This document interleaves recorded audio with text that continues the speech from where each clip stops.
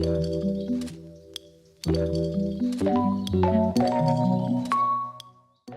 have to take charge of your life. That's how you design the life that you want. Yesterday I got fed the memory of this video that I made when I used to teach at in the club.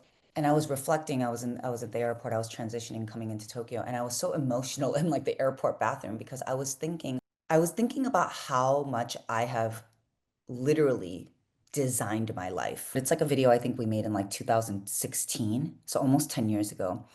And I was watching this video yesterday and I was like, damn, I did that even like 10 years ago. And I was thinking about it and I was like, I always find a way to do what I want to do. I always find a way to integrate and create and do the things that I love. When I was watching that video, I was like, wow, I did that. Fitness, the club, DJ, movement. It looks like a music video. Like that was my dream first. I did that. I'm like, damn. And I got so emotional.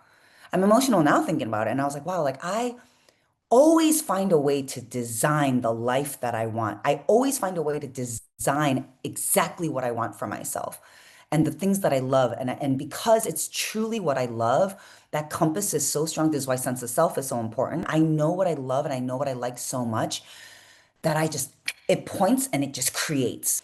And I was thinking about that and how that's rippled even into my life now. You can design your life and create exactly the life that you want to live. But you have to do that through action. You don't do that by just waiting around and just working really hard and making a lot of money. That is literally the uphill way to do that. Everyone thinks that the way that you're going to live the life that you want is by making a bunch of money and then eventually doing whatever you want.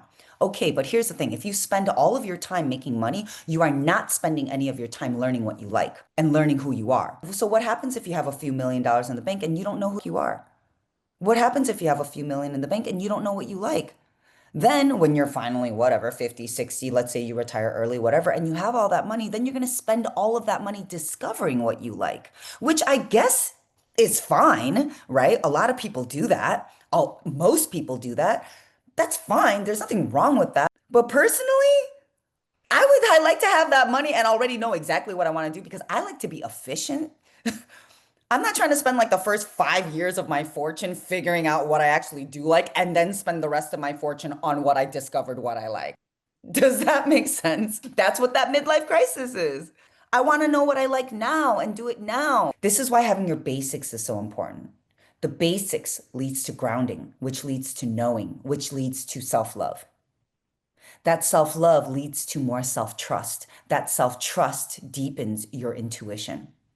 When you have strong self love, when you have strong self trust, when you have strong intuition, you have a general sense of what's okay.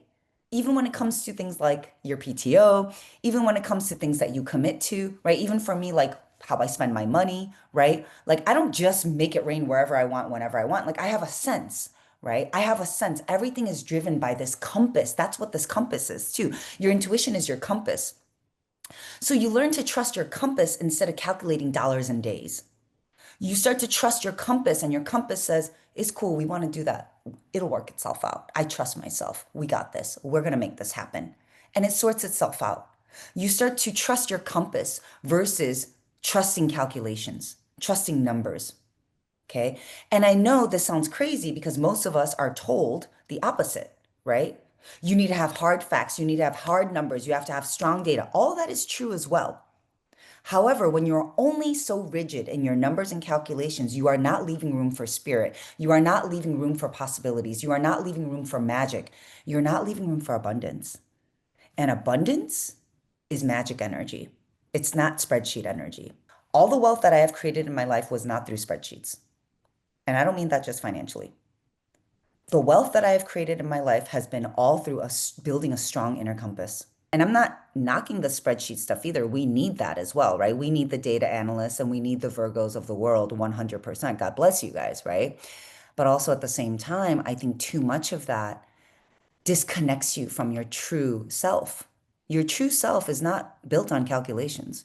Your true self is built and rooted in your compass, your soul calling. That's who you really are. One of the things that I teach you how to do when you work with me is how to manifest. And the way that I teach you how to manifest is not by just making vision boards.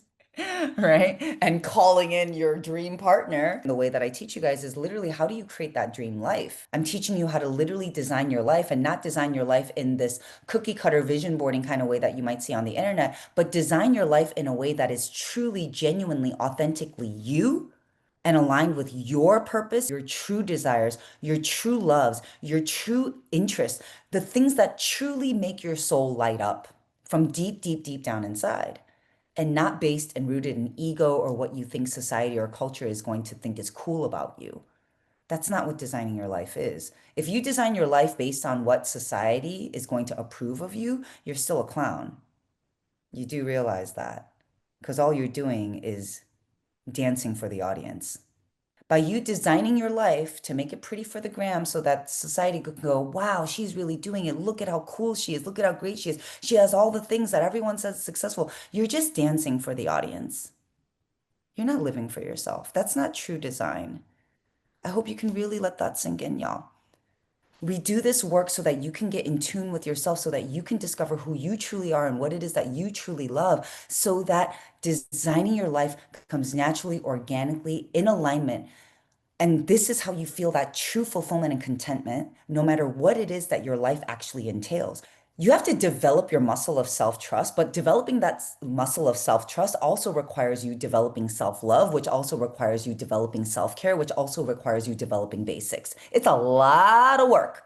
Developing the muscles of self trust and intuition doesn't just happen. It happens through a lot of work. It happens through a lot of uncomfortable decisions and uncomfortable series of actions and practices. It requires a lot of boundary setting. It requires a lot of you showing up for yourself. It requires you to change up your schedule, to say no to things.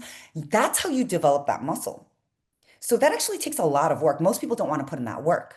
It's a lot easier to just base it off of numbers and data and using your brain and all of that stuff, because that stuff is also not only something that we've all learned since earlier on, but it actually doesn't require a lot of work in many ways. All you have to do is just look at the data and just compile those numbers that you have that are right in front of you. To actually trust your intuition and develop that muscle takes a lot of other work before that.